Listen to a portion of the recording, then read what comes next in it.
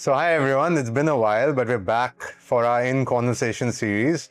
And today we have Anuradha Marwah, who's been with us from the start, basically. You could say that ever since HOC started, Anu's been a part of it. And Anu's had a very, very phenomenal career as a photographer. But before that also, she's done a lot of interesting things, which she'll tell us about. So I think let's start with, so Anu, if you could tell me about your journey. My journey. So didn't start off thinking I'd be a wildlife photographer, but having grown up in places like Assam and in the Northeast, Okay. I guess I was always very connected to nature because that's what I saw. It was not, city skylines. It was Okay. always nature. And I'm talking about like 40, 50 years ago, and it was all the more wild and green and everything. So Okay. I guess that's where the affinity comes from. But career-wise, I started working off in IT and marketing. Oh, I've wow. worked for companies like an IIT Okay. and Microsoft. I've done a long stint at Microsoft. And that's when I started pursuing photography. And over time, I guess I realized this is what I would want to do. Oh, wow. So I think, I guess there's two things we have in common, even though I shouldn't really be promoting Microsoft, but I pretty much use a lot of Microsoft Oh, yeah, products. you do. Even now, like other than my phone. Not that I don't like Apple products. And of course, photography is another thing that we have in common. So I guess that's good to know. But okay, so I guess that's what kind of influenced you. I mean, in terms of being around greenery, like you said. So that's what made you focus on like wildlife photography? I did because growing up, I've always seen bits and snippets of wildlife because of the environment I was Okay. in. And I guess you could say I've always been an animal lover or been inclined to Okay. animals and wildlife. I just didn't realize it before so that I could pursue it as a career right at the very beginning, but better late than never. Okay. Okay. Yeah, so that's how it is. And photography was, I guess it's just a byproduct of what I was drawn to or inclined towards. And photography was just a means to kind of capture those moments for posterity. And then it kind of took a life on its own. Okay. That's- Wow. So again, before we get into other questions, since you mentioned obviously that you've always been drawn to wildlife, any close saves or anything like that? Oh, quite a few. I might get into trouble for talking about it. So no, so you don't have to give us exact details. We're more concerned about how dangerous it was. See, if you are in close proximity to Yeah. wildlife, I'm not talking about your, curated safari environments, but there are places outside your Of course. protected areas where wildlife does exist and, people do coexist with them. But I've had a few encounters like that, not just necessarily within the protected areas, and they've been really hair-raising at times. I've been chased by an elephant. Oh wow. I've walked into a leopard. Oh. So Wait. So how do you get out of the whole leopard scenario? The elephant, I can understand trying to run or just running away in a car, but the leopard. I was on foot with the elephant. Oh, wow. So it was essentially, we were doing a wildlife promo shoot, Okay. and the elephant kind of appeared out of nowhere. And bull elephants can be really notorious. Wow. So it was like the entire crew ran helter-skelter, but it was one hell of a... That's one moment I probably will never ever finish. I'm getting goosebumps if I'm talking about it. Oh wow. I mean, so that's what I mean. I wanted to share that because a lot of our, viewers or everyone who follow the HOC, they may not understand exactly how much risk is involved in anything. Like, I mean, of course, if you're pursuing wildlife, there is an inherent risk, no matter how safe you are. At some point, it's unpredictable. It is. You have no idea what's going to happen. And so every photographer who decides to go out there and, pursue it, they're just putting themselves out. They're putting their life on the line in a way. It is. So when people go out on how it is everywhere, you go out on safaris, that's how you go out and shoot, or you work on projects. You need to always keep in mind that you're not in control. That is very, very important. Even when you're in a controlled environment, like a safari environment, you need to keep in mind you are not in control. It is the wildlife or the wilderness which is in control. And to have fear is a very good thing. Of In course. this particular Yeah. aspect, fear is essential. And with fear also comes respect. So that is really important. Otherwise, people would just end up being reckless. Yeah, I think that's a very good point that you just made, because especially in today's day and age where everyone's focused on social media, a lot of people are taking like extremely foolish risks just to get views or to get likes, and that's, in my personal opinion, that's just a very foolish way to live your life, because just for that one brief moment, you could like give up everything. Like you could literally lose everything. Absolutely. Yeah. And so I guess, I mean, not trying to preach to anyone or trying to like tell people what to do, but the point is, yeah, please don't make like reels driving a bike at like extremely high speeds just because you think it's cool. It might be cool for 30 seconds until you crash. So just don't do it. And again, as Anu said, if you're going to get into wildlife photography, I think she said it better, be careful, but always have some fear inside you so that you know when to back off. Yeah. So with fear, I guess you're able to draw boundaries. Yeah. If you go out without any fear, that is when you go into the territory of being reckless, and that's when disaster happens. Okay. Yeah. Okay. Yeah, that's pretty scary to think of. Again, I'm not a wildlife photographer, so I don't have to deal with that You should do side. that sometime. No, I have to get a longer lens first. But coming to lenses, again, so I just want to know also the type of equipment you carry, and again, like you briefly mentioned, I'm sure that also comes with a cost. Yes. Yeah. So just if you could tell the viewers about the type of equipment you carry. So for wildlife, you need a wide variety of equipments because you cannot. So if you were a fashion photographer, or if you were, let's say, a wedding photographer, that's what the most popular way of doing it is. Most lucrative in some ways right so now. One or two lenses of a certain focal length, you're mainly shooting wide, you're shooting portraits, that's enough. But with wildlife, you can be shooting something right next to you to something like really out on the horizon. So you do need that flexibility in terms of focal length. So multiple pieces of equipment, be it the lenses, multiple cameras, because you don't want to be changing lenses and cameras. Yeah. You're out in you're out in the environment where there's dust, there's wind, and you don't want equipments to are change your expensive. lenses. You don't want to do that. So yeah. In fact, I've seen some people, I myself get a little bit disturbed by that actually. When I see someone like changing lenses in an outdoor environment, I'm like, okay, you can get it serviced, but that's still like once risky. in a while is probably okay. I never do it. In fact, thankfully with the new camera bodies, they have like basically they have shutters that come down when you switch the camera off. Right. So at least for the camera sensor, that's really great. I mean, you're not taking too much of a risk. I mean, of course, I still wouldn't suggest doing it in a sandstorm or anything like that. But in regular weather, it's fine. Like, I guess it's not that Shouldn't bad. be a practice. Yeah, it shouldn't. I mean, shouldn't be a practice. I personally don't do it. Like, I'm very cautious. And that's, like you said, that's why I prefer to carry like two bodies usually also.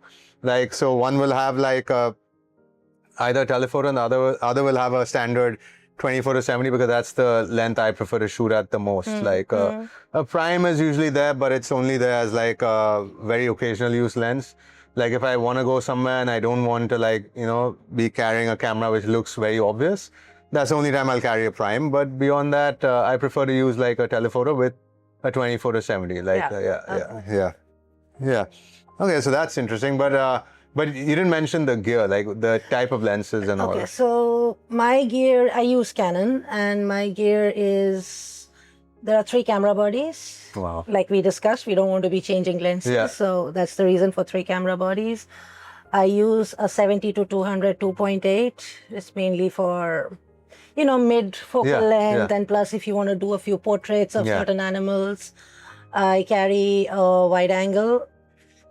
And then I have my super telephoto, which is a 400 2.8. Wow. Okay, wow. And again, asking about the 400, how heavy is that? So the newer models are quite lightweight, but they still aren't all that light. My years of using the 400, I have issues with my back. I have a permanent tennis elbow. Oh, wow. But it's the perils of the job. Yeah. So that's what I wanted to say. Like when people see a photographer, they don't realize that there's a lot that goes behind just being a photographer. Like the amount of weight you carry, or like walking around all day with a camera. It's not easy. Like it gets very tiring. Like even if you carry just one lens with one body, so I was recently traveling in November. So when I travel, if I'm outside, I obviously don't want to carry like a whole kit. Right. With like, multiple lenses on my back. So I would carry one body, one lens, like a 24-70 with my A7R5 and Osmo Pocket 3 and Osmo Action 6. But even then, like just carrying that much, which is not very heavy, when you carry it for like 8-10 hours, it gets heavy. Yeah. And air travel with so many camera gears is not at all an easy thing. Yeah.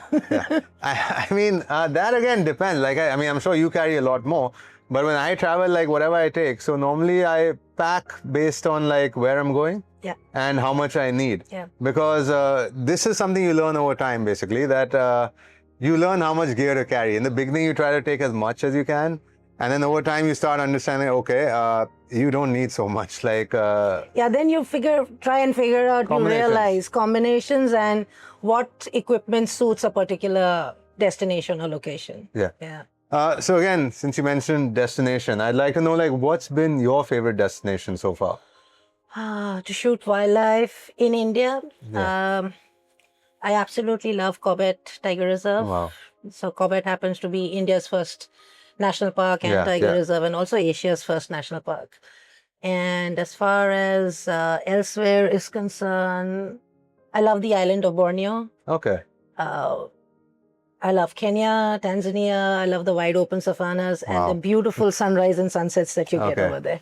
So I mean, I think that's inspiration for all of us. I've not been to Kenya either, and I've not been to like the reserves over there, or like I've not explored that. So I think for all of us, I think we can at least get an idea of looking at Anuradha's photographs. Like they can be found on her website as well as on the HOC. Some of her photographs can be found on houseofcreativity.in.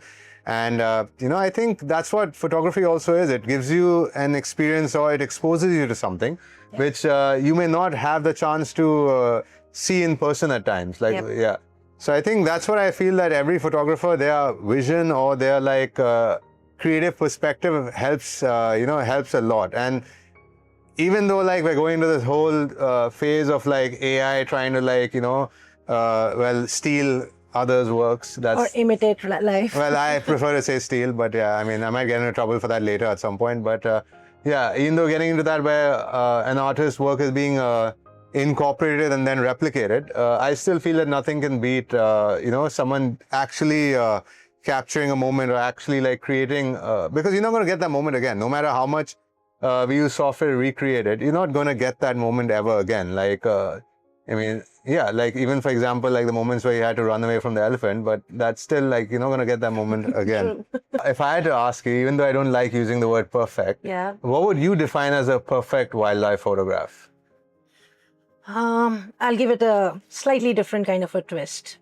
A perfect picture can be something which looks really beautiful. Yeah. But when we talk about wildlife, I think we need to first look at wildlife as to what it is. Yeah. Right now, wildlife is in danger all across the world. Mm-hmm. Be it human encroachment, be it development projects, be it climate change, so all sorts of things. So, in my opinion, in the current scenario, a perfect wildlife photograph need not be beautiful or pretty or awe-inspiring. It can be something which can be disturbing. Mm-hmm. It can be thought-provoking.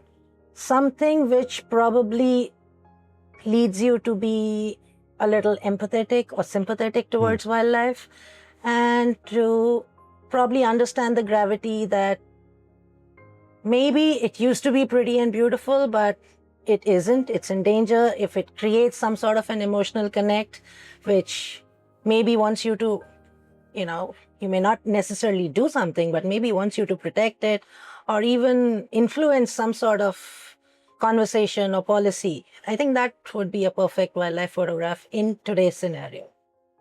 So I basically completely agree with Anu on this. Basically, people view photography as just capturing like fun memories. It's not that. It's a lot more than that. It's basically about, making us think about important matters, exposing certain things that people try to cover up.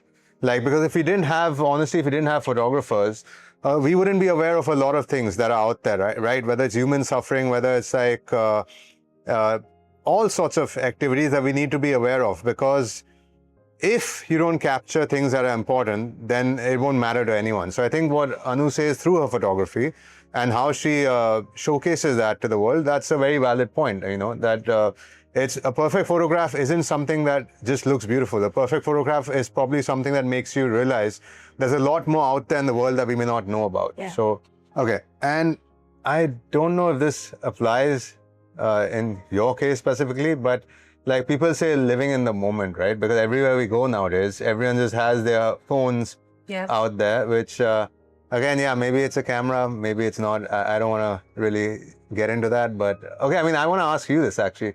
What's your take on phone photography? Okay, so I think my take on phone photography when it comes to wildlife is that's not the way to do it. And I think my viewpoint has been very well reflected.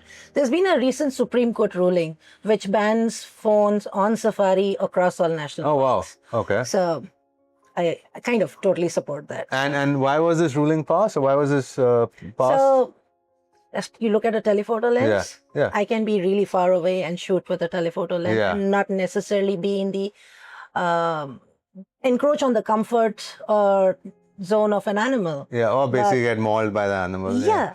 But people with phones want to get as close as possible. That causes a lot of disturbance, a lot of issues, and not everyone with a phone is a photographer. So yeah. So again, while certain individuals may disagree with Anu's viewpoint, that's fine because we disagree with their viewpoint. Because I also feel that yes, carrying a camera is difficult. Not everyone wants to carry a camera, but a camera is a camera at the end of the day. Even I like my phone. At some points, I do use it to shoot videos because, again, it's just lighter. But at the same time, I also understand that nothing can replicate or nothing can basically replace a dedicated camera, in my opinion. yeah, and I'd like to reiterate, all I'm trying to say is a phone camera is not necessarily ideal for a wildlife thing. Yeah. But if you talk about landscapes or something else, maybe yes, it definitely works well. Yeah. I mean, I really doubt they're shooting in RAW even on that. Like, they're probably just shooting in like a JPEG or whatever they leave it on. Most of the phone people are the ones who are Casual for users. casual users and people chasing, I don't know, likes and engagement on social media. Yeah. So again, I guess, even I use my phone. I like my phone, but I generally prefer a camera always. And I think it's a very important point. When you do go out there, using your phone in a wildlife reserve is risky. You're trying to get closer to get that magical shot for Instagram likes. Don't do it because, next photo might not be something that you want to post. So just try and avoid that as much as you can. And I think that's actually a great thing. And again, since I talked about it, but I want to know your take also.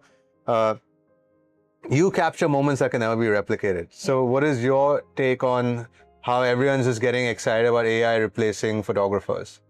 Like, we're not getting excited about it, but people who maybe don't have that skill or maybe who don't have that understanding of what photography, what capturing a moment actually is, they are getting excited about it, that they feel, and you go first. So it is chasing. So if let's talk about people generating any kind of an image through any of the generative AI platforms, and most of them are for putting up on social media, generating likes, works for them, great. But at the end of the day, nothing beats the actual experience. So you may be happy doing that, but if you've not ventured out, you've deprived yourself of an experience and you will never ever get it. So once you have any kind of an experience traveling out, I'm not necessarily saying wildlife, the more you travel, the more you see things, you're enriching your life. You're gaining experiences, you're learning a whole lot. But if you're sitting on a laptop or a desktop and doing this, it's just you in a basement. That's about it. Yeah. So one point that I kind of understand, certain small business owners or people who may not be able to afford professional photographers, maybe for them, I understand that, at least it's an option of getting something done when you may not be able to access resources to do it correctly. But at the same time, I would say that, okay, that may work for a certain segment, but it shouldn't be the ideal way, or shouldn't be the way. Shouldn't be the norm. Yeah, it shouldn't be the norm. Because, of course, photography is expensive. Really talented photographers do, of course, to work with them, there is a cost involved, which I also understand. But at the same time, there's always a balance. You can always find someone who's good at their job, who's starting out, who's also looking for the opportunity to prove himself. Right. So that way you all both benefit, right? The client benefits and the artist benefits. True. Because, so I always say that, yeah, there are always options. And AI is also one of them, but it shouldn't become the norm, like Anu said. And again, like I personally feel like, I mean, if you create something with AI, even if it looks somewhat real, like I've seen them create like, videos of like senior actors from my father's generation, how they would look if they were there today. So that is interesting to look at, but that's not something I would remember or hold on to, right? It's not going to last as a memory. It's something, it's more like, it's just fun. It's not memorable. It's just fun. It's like, again, it's a dopamine hit in a way. It's fleeting. Yeah, it's fleeting. You look at it, you absorb it, and then you forget about it. It doesn't last forever. But whenever you go to a museum or you go to like any exhibition, like if you see a photographer's works on display also, certain photographs will hit you. Like they will actually, they'll probably like stay with you even after you leave. And I think that is something that, and it's real, right? AI is not real. It's not real. It's just replicating something. True. And it's also picking up from somewhere, because the whole thing is, it's learning from somewhere. Yeah. It's picking up something as a reference and using it. But if you talk about a real life painting or a photograph or a piece of sculpture, any form of art, there is some soul to it. There is some sort of a thought process behind it, which I don't think AI will be able to replicate in any way. If you're talking about any sort of soul stirring or evoking some sort of a thought, it lacks the soul, and it also gets it wrong a lot of times. At times. Okay, yeah. So again, since we're still talking about AI, I had another question regarding software. So I'm guessing you, obviously, whatever photo editing software you use, a lot of them are incorporating AI into their, systems as well. So basically, I don't use generative AI as such. Like maybe I use it once in a while. Like suppose there's a photograph I've taken and there's something on the ground which is like horrific looking. Maybe I'll just erase that with generative AI, but I will not use it to like do anything else. But I'm guessing in your case is the same, like you probably don't use it that much? No, so I don't use it for any kind of a generative purpose. But yes, like you said, cleaning up a spot, removing, let's say, I don't know, it can be just a simple photograph, but there's litter in it. If I want to remove the litter, something like that, which most photo editing softwares allowed you to do even before that, AI existed. Yeah, Lightroom always had that remove option, but now with generative AI, what they're doing is they basically at least they remove it, but they replace it with something that's very similar to it. So that's just, I mean, it's fake, but it looks real. It just made the job a little easier. Yeah, it just made it a little easier. Like, I won't lie, there have been shots where like I've been standing and I see something like that's trash like right next to me, and I'll remove it. But then I actually post random stories of that on my social media at times. Like there was one photo of me in Hong Kong at the Tiantan Buddha, the great Buddha, and I was standing and trying to give that, hey, I'm a solo tourist pose, because I was there by myself. Yeah. And there were like a lot of tourists behind me. And I actually used Lightroom to use the distraction tool to remove those tourists, but I didn't like it. Like I didn't like it that it looked like, I mean, look fake. Like how can I be in a spot like that and there's no one around? Like it's just not real. It's not real. It's like your typical images. If you Google the Taj Mahal, you see your typical images where the whole place is vacant. And there's one person standing in the center, which is ridiculous. And no matter what time you go into that monument, it's never empty. I mean, it's hordes and hordes of people. So you know how it is. Yeah. So again, with photography, a little bit away from the main topic, but thing is, everyone's trying to show, right, that exclusivity. Like, hey, I'm here, I'm cool. I have this place to myself. No, you don't. We know it's not real. So it's like, you can show it on social media, but unless you got permission from the government to be there and they shut down the whole place for you, then I'll believe that. Yeah. But that's not happening, right? We know when it's just been like fake, Right. and most people do. And again, I think a lot of people are doing it just so that they get that cool factor going for them, Oh, right? there's a new social media word which has been exploited and overused. It looks aesthetic. Oh, it looks aesthetic. Okay, yeah, okay. I mean, I think that got exploited years back when they were trying And to it's teach. still being. They're trying to teach people how to make an aesthetic feed. I'm like, what is an aesthetic feed? Like, all your photos look the same. Okay, that's great, but that's not your life. Yeah. We all know it's staged. It's not real. So, right, I mean, are you like waking up and everywhere you go, there's like white background and like beige tones? No, that's not working, right? True.